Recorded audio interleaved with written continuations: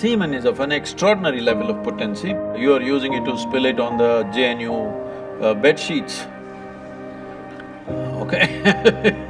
If that's how you're using it, well, that's your compulsion. We have a biology, we cannot put it under the carpet, it's there.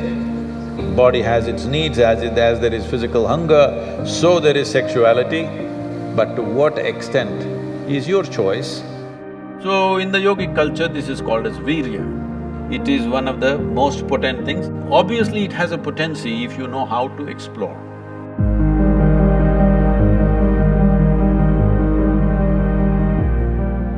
Namaskaram, Sadhguru. I want to know that when a student steps into college, all of a sudden he or she gets access to a huge amount of pornographic material which so far was off limits for him or her. And in the process, he or she enjoys that, and as we said, he or she experiences heaven on earth. But, and we even have nicknames for those people who overdo it. They masturbate. We overdo it sometimes. So how do we know how much of that is good or bad? And so can we have the truth about masturbation? Oh, looks like a popular question, eh?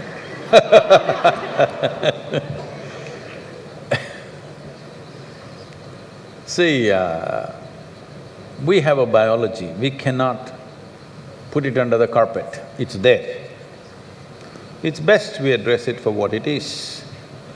But right now the problem in the world is, because certain religious institutions in the world took this attitude that the very biology of the human being is wrong, because of this, culture started hiding it under the carpet. Well, in this culture we never had it, but after the British came and left, we became more prudish than the British. But before that, if you look at our temples, all the outside temple art is all pornographic, if that's what you want to call it. But we don't call it pornographic, we are only talking about the various dimensions of human biology. Because we don't see it as wrong, but we see it as the periphery of life.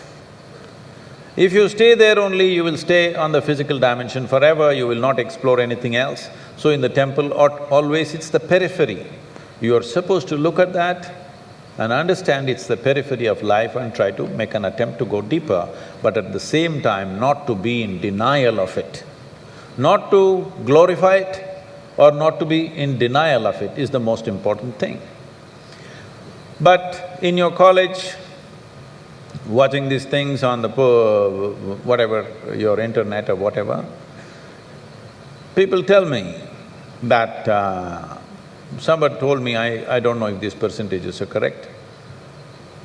When I was asking, what is the content? I was trying to understand the internet and its content, what is the real content on the internet? They're telling me, you should know, they're telling me 70% of the content on the internet is pornography. Is it so? Is it so? You must be the expert.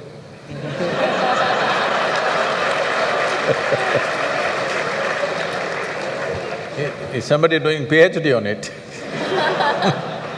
They told me 70%. I said 70% is unreasonable and sick levels of pornography. If it occupies a small percentage, it's okay.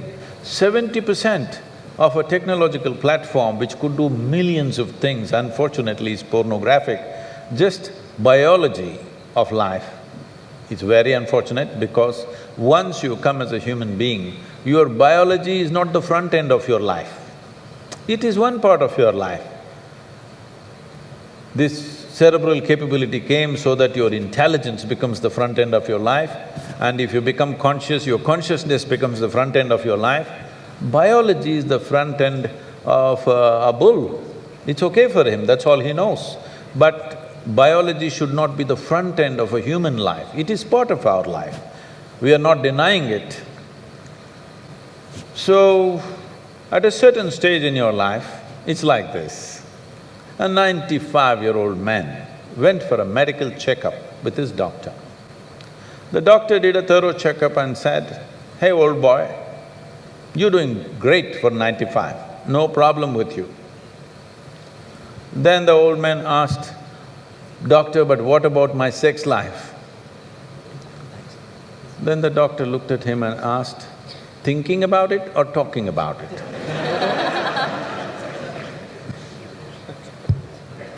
So at different stages of life, there are some times you only think about it and talk about it, there are some times you indulge in it. These are passing phases of life. How much of it is needed for you, you are the best judge. But at the same time, you came here not to explore your biology. At least you should have gone to MSc in biology. You shouldn't be wasting your time in a technological institute exploring biology. Does it mean to say you don't have biology, you don't have biological needs? You have, it's fine, but it must be on the periphery. It should not become the core of your life because it will reduce you in the sense. A creature which was purely biological evolved into a place which has an intelligence of its own beyond its biology. See, animal intelligence works for its biology alone.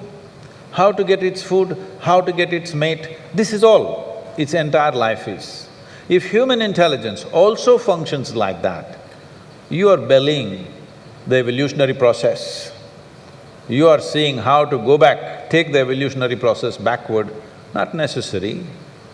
This does not mean you do not have a body has its needs, as there is physical hunger, so there is sexuality.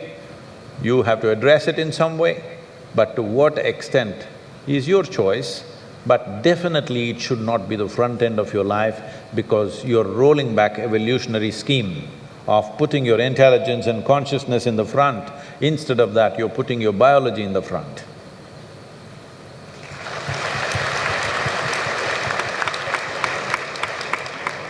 How important is a man's semen for physical, mental and spiritual well-being? Can wasting our semen damage us spiritually? Well, you know, semen is the basis of your physical existence, whether you're a man or a woman. You have come into existence because that is 50% of the ingredient, yes? Well, we have skin, we have epithelial cells, we have hair, we have many other aspects of body, you know, heart, liver, kidney, so many things. All these cells are of a certain potency in their own way.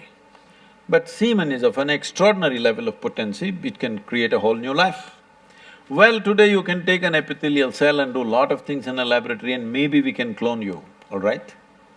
So the potential is here also, but it is not in the same dynamics as it is in a cell, which you're referring to as semen. So in the yogic culture, this is called as virya. Virya also refers to what you call as vajra, which means stability, or diamond, which is the hardest thing. So in the human body, virya is considered to be like vajra. That means it is one of the most potent things if you know how to use it. Well, how to use it means you can use it to produce a child, that's one thing. Well, if you are… this question is coming because you are using it to spill it on the JNU bed sheets, okay? If that's how you're using it, well, that's your compulsion, you're doing whatever you're doing. This is not something to be judged morally, that's not the point, it's a question of what is the level of compulsion that one has. But anything in this body, can it be transformed into a different level of function? Absolutely. Not just semen, just everything in this body can be transformed. See, suppose I gave you all soup-making ingredients, same soup-making ingredients to every one of you. Do you believe all of you will produce the same soup? No. You will produce 500 varieties of soups, those same ingredients. That's all that's happened with us right now. All of us are fundamentally same ingredients, but see how different each one of us are. Different soups. Well, if I give you soup-making ingredients, either you can make a great soup or a lousy soup. Depends what kind of skills you have, isn't it? So this goes for everything, not just for semen. Every dimension of your body and your mind, you can transform into something tremendous, or you can make it mediocre, or you can make it a serious problem. Every aspect of your life. That goes for this aspect of life also. This same energy, see, people are making it literal translations, but if you want to produce a certain, let's say, epithelial cells, how much energy the body spends on it? And if you want to produce a cell which you call a semen, how much energy body spends is very different. This can be scientifically established. So, when you're investing so much energy in that, obviously it has a potency if you know how to explore. But are you competent to explore? Are you capable of exploring? Do you have the necessary sadhana and guidance to do that? That's a big question mark.